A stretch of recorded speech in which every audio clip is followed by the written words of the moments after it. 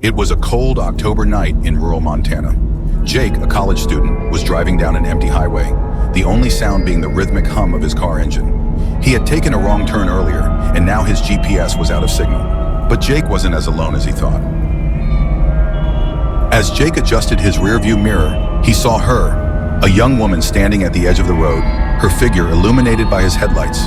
She wore an old-fashioned white dress, and her hair draped over her face.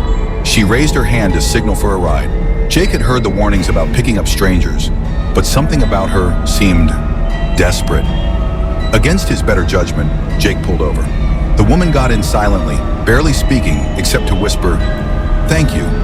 Her voice was barely audible over the eerie quiet.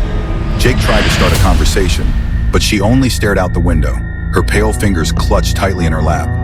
And then she said something that made his blood run cold.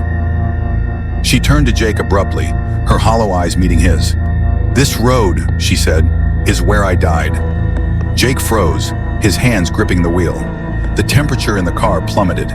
He looked ahead and saw a sharp curve approaching, the same curve she was pointing at. Jake had seconds to react, but was it already too late? Jake slammed on the brakes, the car screeching to a halt just inches from the edge of a ravine. He turned to the passenger seat, his heart pounding, but she was gone.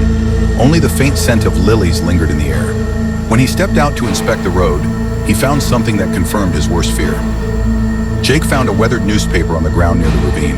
The headline read, "Young woman dies in car crash on lonely highway, October 1974. The photo was unmistakable. It was her. Jake thought he escaped her that night, but some spirits never let go.